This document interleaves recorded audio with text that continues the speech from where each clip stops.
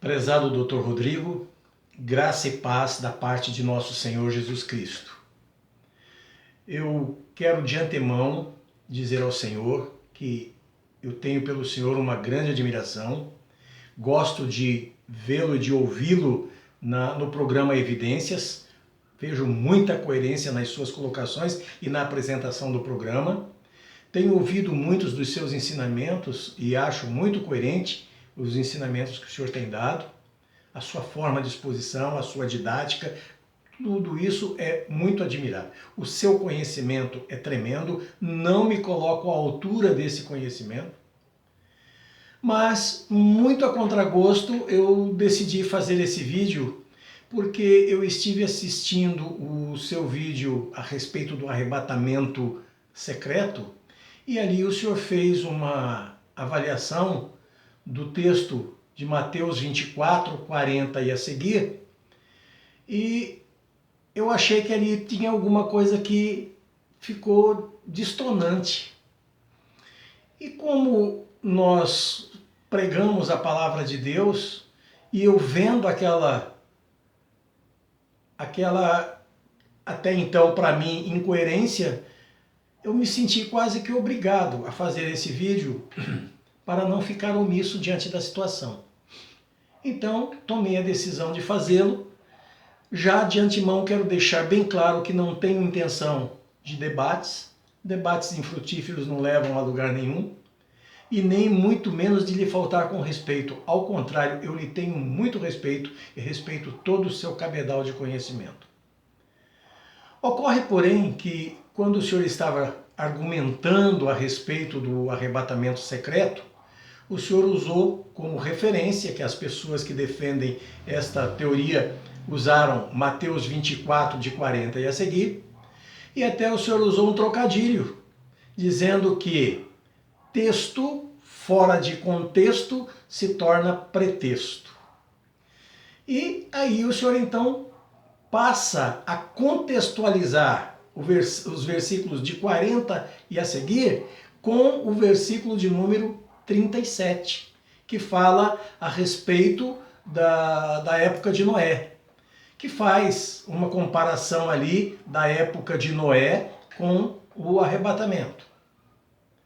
Só que nessa sua comparação, o senhor contextualizou Mateus 24, 40 e a seguir com o versículo 37, pegando só a partir dali, o que deu margem para que o senhor argumentasse aquilo que o senhor queria provar.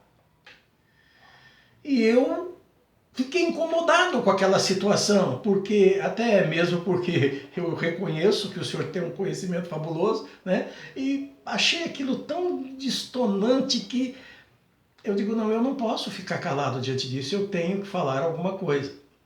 E aí fui analisar todo o capítulo 24, para poder dizer ao Senhor o seguinte, que se tem que contextualizar os versículos de 40 e sucessivos, então tem que contextualizar com o capítulo, não apenas com o versículo imediatamente anterior, porque aí dá margem só de trabalhar aquilo que a gente está querendo provar. Aí fica uma coisa assim manipulada, entendeu?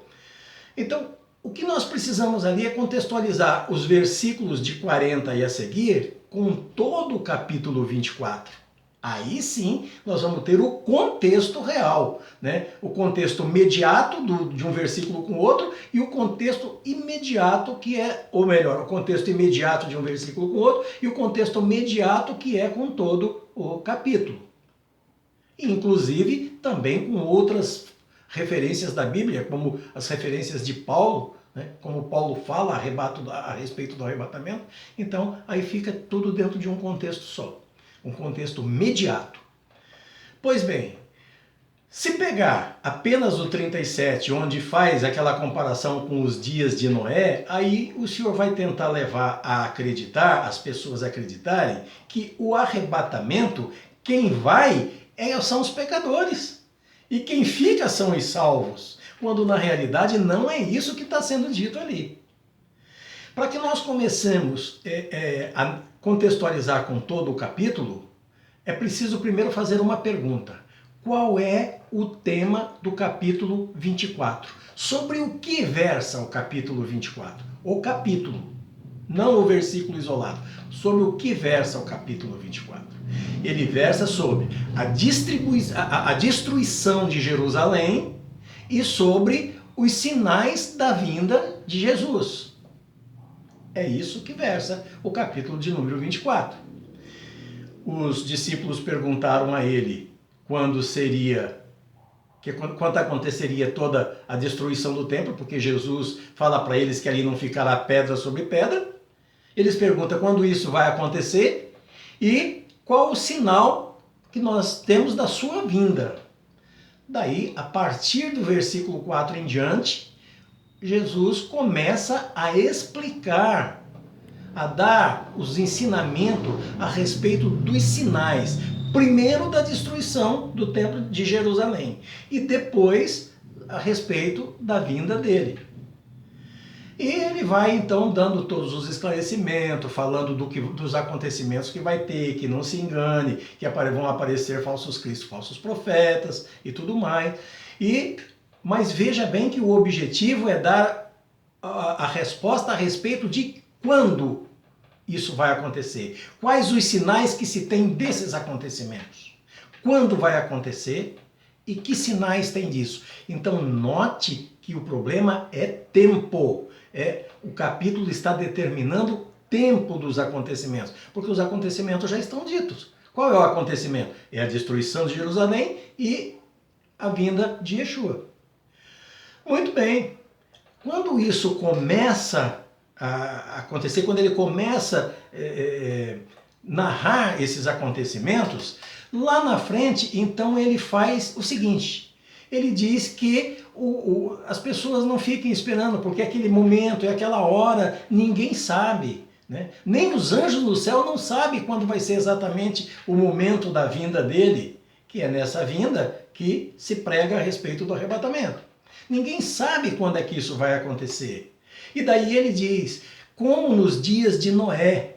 Por que ele faz a comparação dos dias de Noé? Não é de quem vai ficar e de quem vai ser levado. Ele faz a comparação para indicar de que maneira vai acontecer a vinda dele, da mesma forma como aconteceu o dilúvio.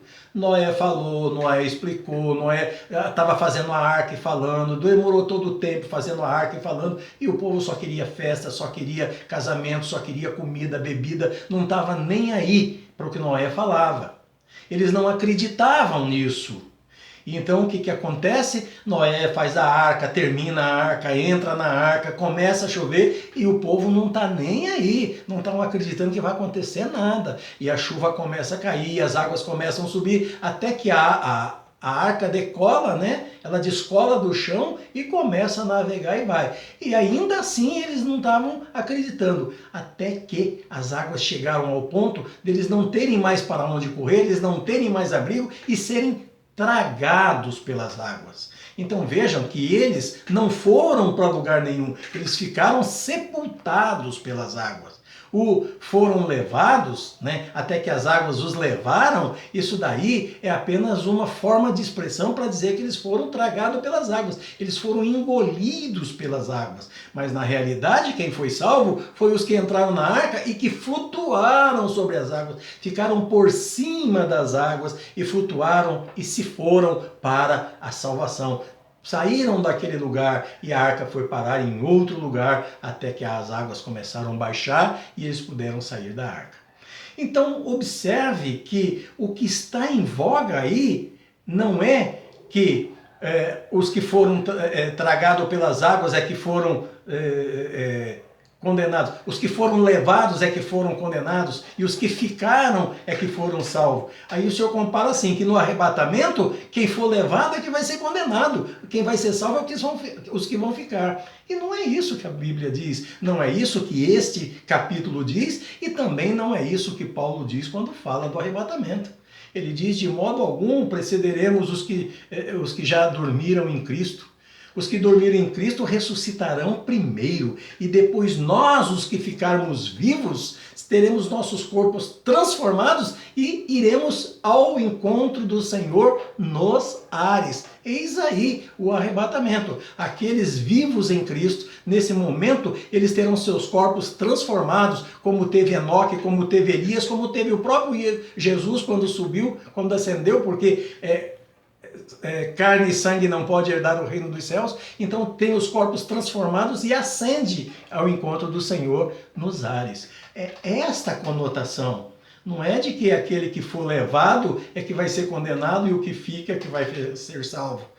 Eu acho que aí carece um pouco mais de análise da sua parte em relação a isso. Até mesmo porque, na sequência, no versículo 42, 43, né? Acho que 42, se não me engano, isso. A partir do versículo 42, Jesus diz o quê? Vigiai e orai, né? Porque não sabeis o dia nem a hora.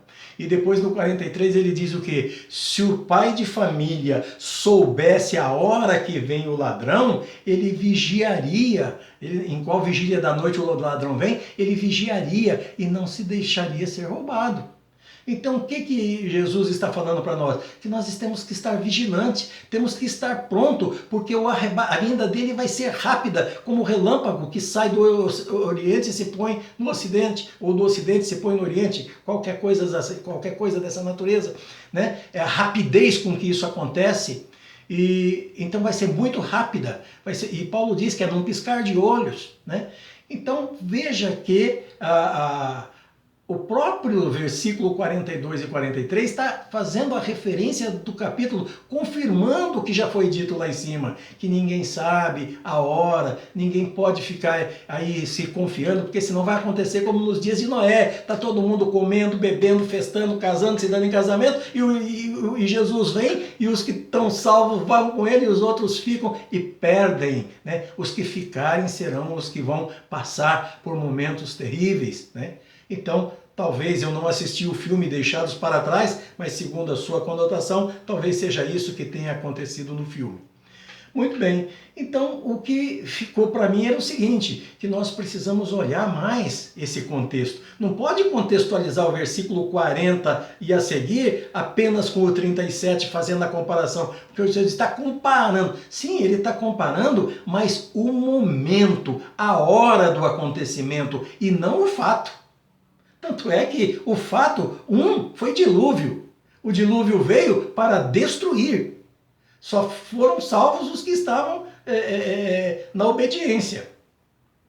E o arrebatamento vem para salvar os que estão na obediência. E os outros vão ficar. O que não quer dizer que vão ser destruídos, porque também lá na frente em Apocalipse nós temos que os mártires da grande tribulação também foram salvos, né? Então, é preciso contextualizar tudo isso para que nós possamos chegar à conclusão do arrebatamento. Ninguém sabe o dia, ninguém sabe a hora, essa questão de ser antes do milênio, no meio do milênio, depois do milênio, né? Se passa pela tribulação, se não passa pela tribulação, né? Então, tudo isso é muito especulativo. Ninguém tem realmente convicção e nem argumentos para provar com convicção que vai ser desta ou daquela maneira. Mas Jesus nos deixa claro que vai ser rápido, vai ser como um relâmpago, vai ser num momento que ninguém espera, está todo mundo casando, se dando em casamento, festando, quando isso acontecer, né? E aí a velha história, é como o ladrão que chegou, roubou, e quando as pessoas vão acordar já foram roubadas. Então é esse o contexto. E aqueles que são levados serão os salvos. Os que ficarem são os que não conseguiram essa libertação. Poderão ser salvos depois, futuramente, pagando a sua salvação com o preço da sua própria vida. Essa é uma outra condição, são outras coisas que vão ser estudadas, né? E que muitas vezes a gente pode até se aproximar, mas ninguém tem argumentos precisos e convictos para poder, argumentos contundentes para poder dizer que vai ser dessa ou daquela maneira. Então, encerrando, eu quero só voltar a dizer que a comparação de Jesus com os dias de Noé é para determinar o tempo o momento. É um momento repentino, quando ninguém está esperando, está todo mundo achando que não vai acontecer, e daí, vupt, acontece. É esta a comparação, não para dizer que os que foram levados são os condenados e os que ficaram são os salvos. Até mesmo porque os levados ali, né, até que foram levados pelas águas, eles não foram levados para lugar nenhum, eles foram soterrados, porque as águas subiram e afogou todo mundo. Eles não tiveram para onde ir, eles morreram afogados, né, foram destruídos, ficaram sepultados nas águas. E o único que se salvou foi os que estiveram, os únicos que se salvaram foram os que estavam na arca e que navegaram com ela durante o período do dilúvio. Era essa a minha conotação e o desejo meu era apenas de fazer esse esclarecimento. Eu espero que o senhor me compreenda, não se sinta magoado comigo, porque não é a minha intenção magoá-lo, mas como o senhor é um estudioso da palavra de Deus e eu também busco aprender algumas coisas da palavra de Deus e queremos estar juntos, né? E temos a pretensão de um dia estarmos juntos também no céu, né? O senhor disse muito bem que se o céu for só para os adventistas, o senhor não quer ir. Pois é, eu também acho que não são denominações que vão estar salvas, mas sim, em todas as denominações vão ter salvos, vão ter pessoas, né, que estão fiéis a Deus, não importando a placa a qual elas pertencem. E as cartas às igrejas da Ásia, as 7 igrejas da Ásia, em Apocalipse, já mostra isso, que até na igreja em que foi mais criticada, que foi mais censurada por Jesus, ele disse que ali no meio havia fiéis a ele e que seriam resgatados. Então, é isso. Eu agradeço a sua atenção e se quiser contestar as minhas palavras, tudo bem, fique à vontade, eu serei de todo ouvido e vou até gostar, porque se o senhor argumentar de uma forma convincente, né, que anule esse meu pensamento, eu estarei aprendendo mais ainda com o senhor, ok? Que Deus continue abençoando, porque abençoado o senhor já é. Que Deus continue abençoando o senhor com abundância, com bênçãos abundantes, né? E que a paz de Jesus seja uma constante, uma abundante paz no seu coração, na sua vida, no seu lar, no seu ministério, no seio da sua família. Amém? Que assim seja.